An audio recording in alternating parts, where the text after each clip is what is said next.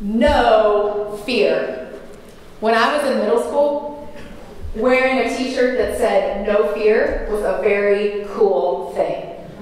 We all had these t-shirts. They were no fear t-shirts, and they had really cheesy slogans on them, like second place is the first loser, no fear. And you miss 100% of the shots that you do not take, no fear. And so we all had these no fear t-shirts. Like if you came to my middle school, you would see hundreds of kids basically declaring that they had no fear, that they were not afraid of anything. Which is hilarious, right? Because me and my friends, when we were in middle school, we were afraid of so much stuff. When I was in middle school, I was terrified that my friends would just like forget one day to save me a seat in the lunchroom, and then I would be panicked trying to find somewhere to sit. When I was in middle school, I was terrified that all of that stuff I crammed into my locker, like my coat and my book bag and like, you know, papers, books, like all this stuff would just like explode out into an avalanche and crush me in front of everyone. Or fall out of my locker in the middle of a class change and everyone would make fun of me. When I was in middle school, I was worried that my armpits smelled like BO and that I looked like a loser in my gym uniform, and probably both were true. When I was in middle school, I hated running the mile.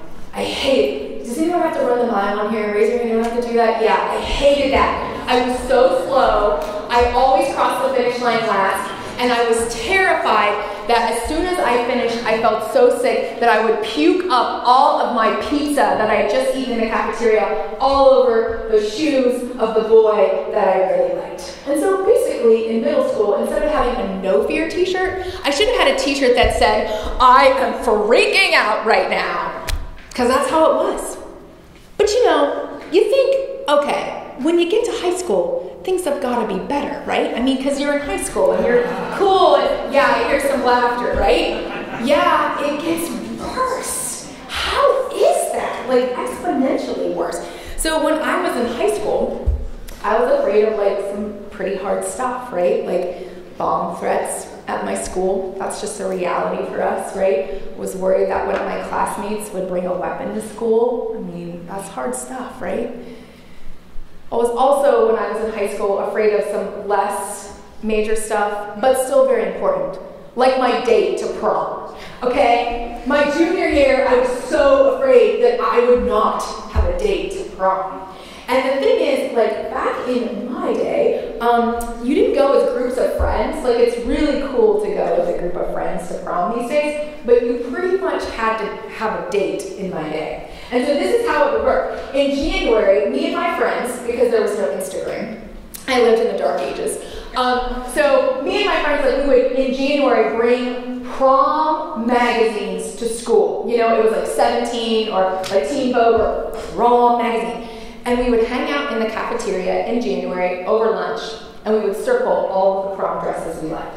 That was January. Then by February, I had like my dress picked out, I had my shoes picked out, and they were amazing, because I love shoes. And my jewelry picked out, I knew my hairstyle, what nail polish color I want, still no date, and it's February. Okay, prom's in May, this is a problem. So the thing was, is like I had a group of friends, guys and girls, we all hung out. The plan was that one of the guys in my group was supposed to ask me to prom.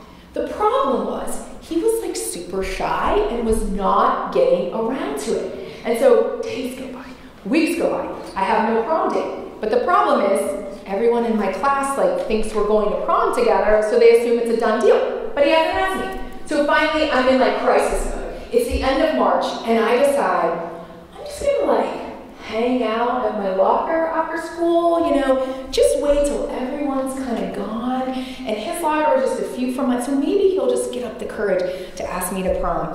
Yeah, it didn't work. I just kept waiting for anyone to ask me to prom, and I am panicked. And then one day, it happens.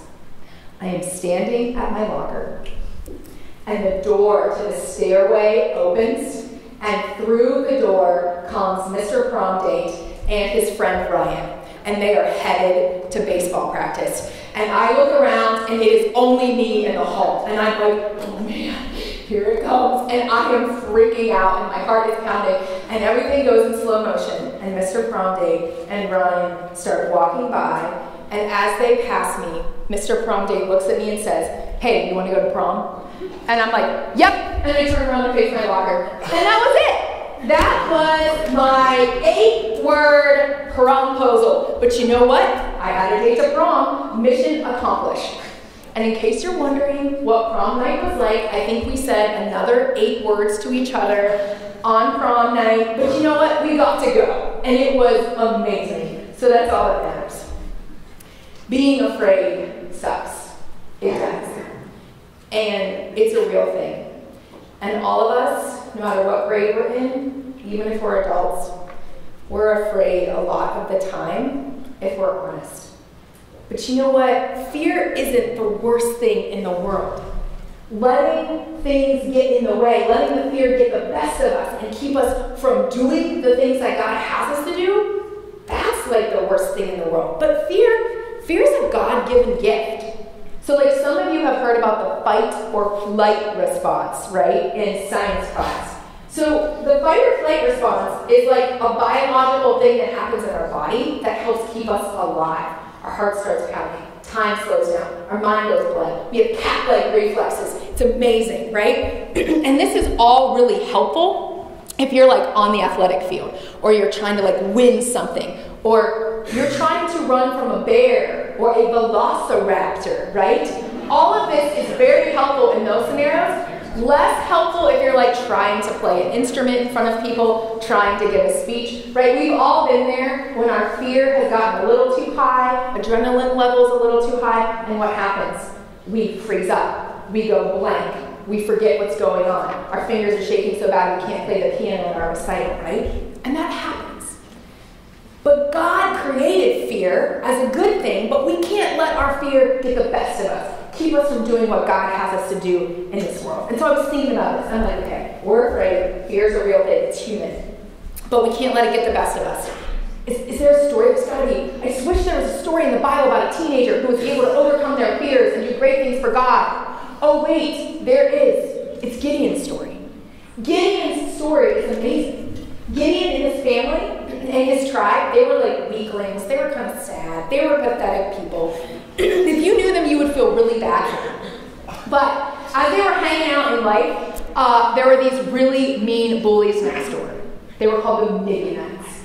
And the Midianites were like these crazy sand people from Star Wars that would come in and they would just sack the whole village. It was terrible. Gideon's family would plant their crops, and then the Midianites would just sit and wait.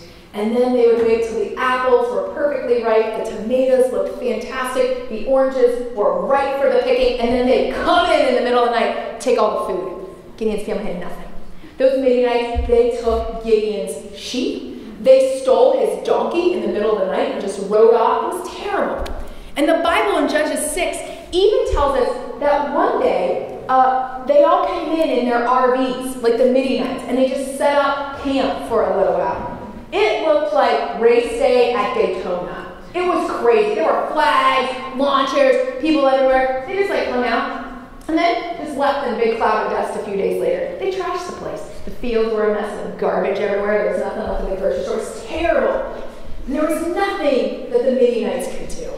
They just had to put up with these bullies day after day. But one day, Gideon is sitting under a tree. He's hanging out. And an angel of the Lord appears to him. He doesn't know it's an angel of the Lord yet, which happens to all of us. But an angel of the Lord appears. And the angel of the Lord says, "The Lord is with you, mighty warrior." And he's like, "What?" And I feel like the angel had to say it again. "The Lord is with you, mighty warrior." And Gideon's like, "What? If the Lord is with us, why are things been so bad? Terrible. My family, miserable. Everything terrible for my people, for my townsmen, terrible. How are you telling me that the Lord is with us?"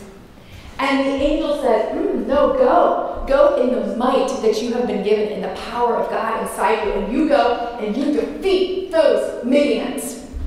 And what does Gideon do? He gives an excuse, right? He gives an excuse. He says, oh, no can do. My family, super weak. My clan is the weakest in the area. We are pathetic. Have you seen my non-existent muscles? Not going to happen. Not to mention, I'm the youngest in my family. Have you met my older siblings? You should talk to them because I do everything right. And the angel's like, no, it's you, man. And so the angel like sticks with him. They have this conversation. They kind of negotiate some stuff. And finally the angel's just like, dude, calm down. Chill out. Do not fear. The Lord is with you. You will not die. And Gideon doesn't. He goes out. He fights the battle. He gets his family, his friends, his whole clan together, and they defeat the bully Midianites. It's amazing. God was with him. God gave him the power he needed to overcome his fears and lead his people to the places God was calling them. God was Gideon's power, but also his protector and his shield. That's the cool thing about what happens when we live in Jesus Christ. We can do more amazing things than we've ever imagined. We can do more than we imagine when Jesus lives in us. Because Jesus is our power, but Jesus is also our protector and our shield. My favorite psalm is Psalm 121. It talks about God as a shield for us. Right? There's somebody, they're getting ready to go out on their journey. Maybe they're headed to school one day. I don't know. Maybe they're a warrior headed into battle. And they say, I lift up my eyes from the hills. Where does my help come? My help comes from the Lord who made heaven and earth. And then there is this beautiful, it's like a priest or a youth pastor or somebody is blessing them. And they say, may your foot not stumble. May not your God sleep. May the one who watches over you never slumber or sleep. And then they say, God is the shade of your right hand. God is your shield, your protector. The sun will not harm you by day or the moon by night because God, your protector, is with you and will watch over your coming in and going out now and forevermore. I don't know what you're afraid of, but I know you're afraid of something. We're all afraid of something. Maybe stuff at home is not good right now, and you're worried about it. Maybe you're arguing with your parents or some friends that you've really been close to. Maybe school is stressing you out. Maybe your coach is stressing you out. Maybe being a part of a band is stressing you out. I don't know what you're afraid of, but I know that you're afraid of something. And I know that you are stronger than you think because you have the power of Jesus Christ in you. And Jesus Christ isn't just your power, but your protector and your shield. When it comes to God being our shield, here's an important thing to remember. I think I have a picture to show you today. So God is your shield, but you also need to be a shield for someone else. That's what youth group is about. So this is an amazing military formation. The Greeks and Romans use it. It's called a phalanx. And this was amazing technology in its day. So how it works is you are actually somebody else's shield. So you can see the guys in the front are holding up their shields, but the next row is holding shields over the heads of their friends in front of them to protect them. Now imagine 50 or 100 or 200 people in this formation. They were unstoppable. This is one of the reasons the Greeks and the Romans were so successful in battle, is because they literally enclosed themselves in armor. They were like a human tank, and it was revolutionary for the time. They were battering rams going through enemy lines, and it made them unstoppable. God's your shield. God's your source of power. But you're also called to be shields for one another, and that's what youth group is all about. So here's the deal. Fear is real. We have it in our lives, but the power of Jesus Christ is stronger. You guys are already Superman and Wonder Woman. You are stronger than you know. So armor up, right? Go to youth group, go to church, come to events like this, read your scriptures, pray, talk to God about what's in your heart. That's how we armor up for battle. And then go out, fight the good fight, and win. The Lord is with you, mighty warriors. So don't give up. Let's pray.